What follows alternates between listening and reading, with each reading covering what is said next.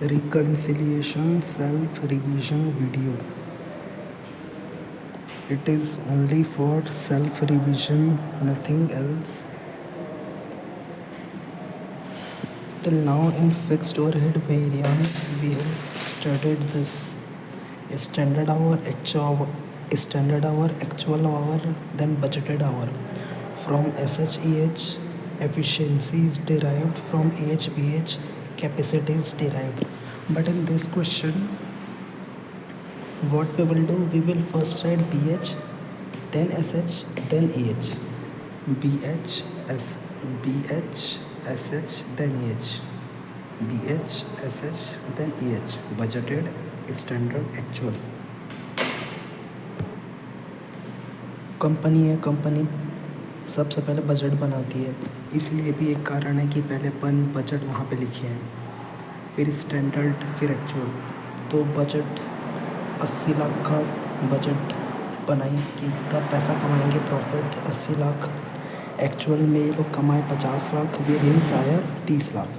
तो ये जो वेरिएंस आया है ये किन कारणों से आया है? तो एक तो कॉस्ट के कारण कि जो मटेरियल का कॉस्ट है वो अपन ने ज़्यादा कर लिया, कम कर लिया, उसके कारण वेरिएंस आता है। सेल्स के कारण, सेल्स में इसमें अपना वो हो गया, सेलिंग प्राइस पर यूनिट हो गया। सेल्स मार्जिन, इसमें वही difference between cost and selling price और यूनिट्स, इसमें वो दोनों का हो सकता है। कॉस्ट के अंदर इतने सारे आते हैं, मटेरियल, लेबर, ओवरहेड में वेरिएबल, फिक्स्ड, सेल्स के का हो गया और सेल्स मार्जिन हो गया।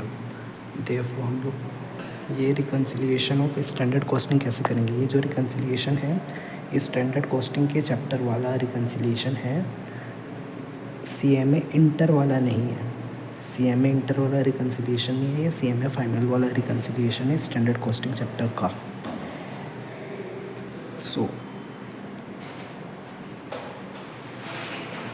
हम लोग कभी भी जब रिकन्साइल करेंगे तो अपन सीधा बजट से एक्चुअल को रिकन्साइल नहीं कर सकते।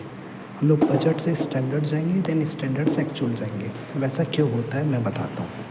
बजट है 2 लाख यूनिट, उसका अमाउंट है 40 लाख, एक्चुअल है ये इतना यूनिट ये। तो देखो हम लोग बजट से सीधा एक्चुअल को इसलिए रिकन्साइल नहीं कर सकते क्योंकि यूनिट का फ़र्क है। तो हम लोग क्या करेंगे, ये और ये 3 चीज़ से वो कंपैरिजन मेथड या इतना कितना मेथड से अपन ये यूनिट निकाल लेंगे, ठीक है। उसके बाद ये अमाउंट यहाँ पे 32 हम लोग जानबूझ के नहीं लिखें क्योंकि ये एग्जांपल समझने के लिए है, एक्जैक्ट नहीं लिखना है। तो इसको अपन डायरेक्ट इसलिए नहीं कर सकते क्योंकि यूनिट का फ़र्क है, इसलिए हमने ये फाइंड किया। अब ये दोनों को अपन रिकन्साइल करेंगे। पहले बजट को स्टैंडर्ड से रिकन्साइल करेंगे, फिर स्टैंडर्ड को एक्चुअल से रिकन्साइल करेंगे। डायरेक्ट अपन रिकन्साइल नहीं कर सकते।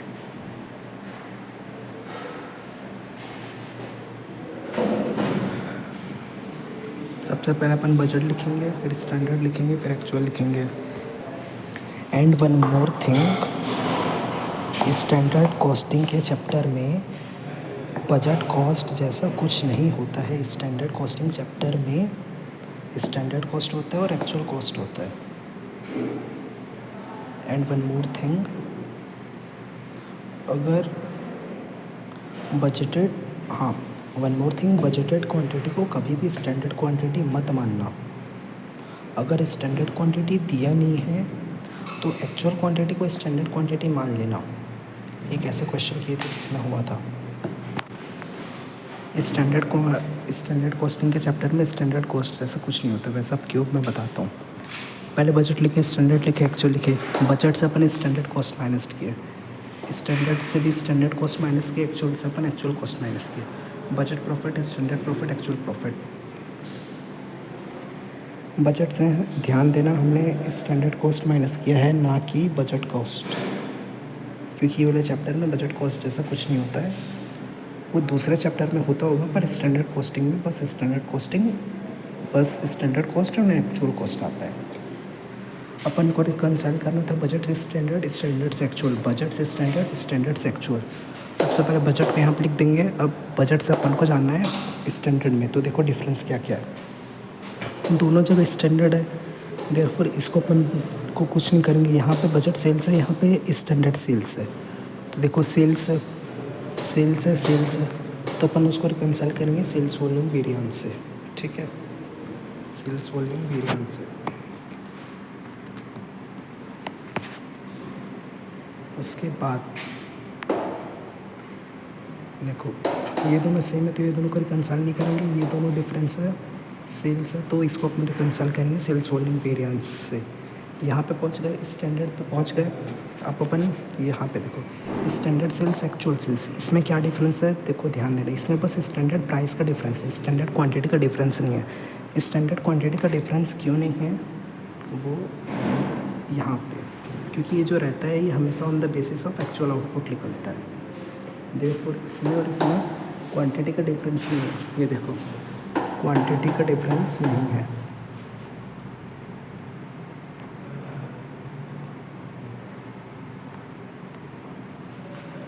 क्वांटिटी का डिफरेंस नहीं है, बस प्राइस का डिफरेंस है। और प्राइस का डिफरेंस है तो अपन क्या लिख देंगे, ये standard selling price, actual selling price दोनों का डिफरेंस है तो सेलिंग प्राइस वेरिएंस, तो यहाँ पे सेलिंग प्राइस वेरिएंस का प्लस माइनस करके कर देंगे। उसके बाद अपन यहाँ पे आए, यहाँ पे आए तो क्या चीज़ का डिफरेंस है, कॉस्ट का डिफरेंस है, एक्चुअल कॉस्ट, स्टैंडर्ड कॉस्ट, तो कॉस्ट वेरिएंस है। अब कॉस्ट वेरिएंस का ये सब लिख देंगे। अब ये देखो कॉस्ट में क्या क्या आ जाता है, मटेरियल आ जाता है, लेबर आ जाता है, वेरिएबल ओवरहेड आ जाता है, फिक्स्ड ओवरहेड आ जाता है। देखो मटेरियल का लिखेंगे, लेबर का लिखेंगे, वेरिएबल का, फिक्स्ड का, पर पूरा पूरा नहीं लिखना है। जैसे कि एक एक का बता देता हूँ, जैसे फिक्स्ड ओवरहेड कॉस्ट वेरिएंस है, तो इसमें देखो फिक्स्ड ओवरहेड कॉस्ट वेरिएंस किस में डिवाइड है, एक्सपेंडिचर और वॉल्यूम, वॉल्यूम किस में efficiency, capacity, calendar variance.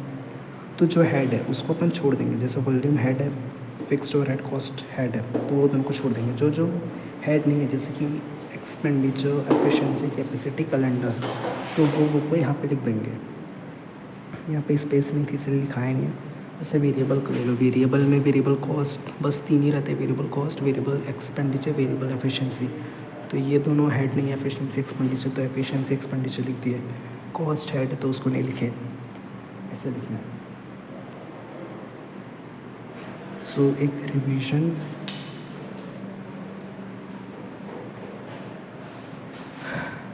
Company हमेशा बजट पहले बनाती है,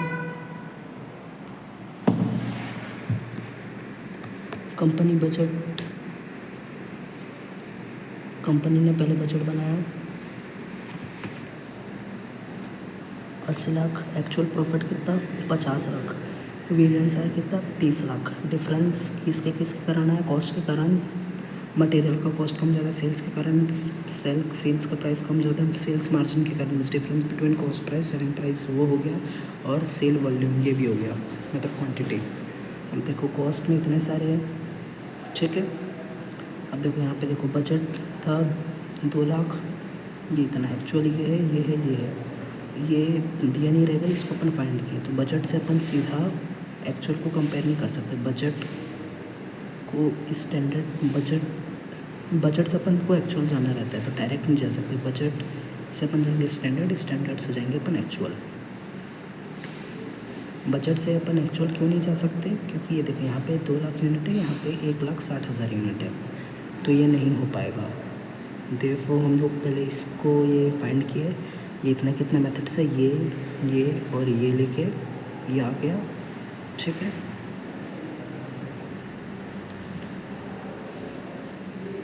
अपन बजट से स्टैंडर्ड तक आ गए। बजट से स्टैंडर्ड तक जाने तो देखो क्या किया, यहाँ पे सेल्स कॉस्ट है, मतलब स्टैंडर्ड कॉस्ट है, स्टैंडर्ड कॉस्ट है, तो ये दोनों को कुछ नहीं करना। अभी यहाँ पे बजट सेल्स है, स्टैंडर्ड सेल्स है, तो डिफरेंस किसका आ रहा है, सेल्स का, तो सेल लिख दो।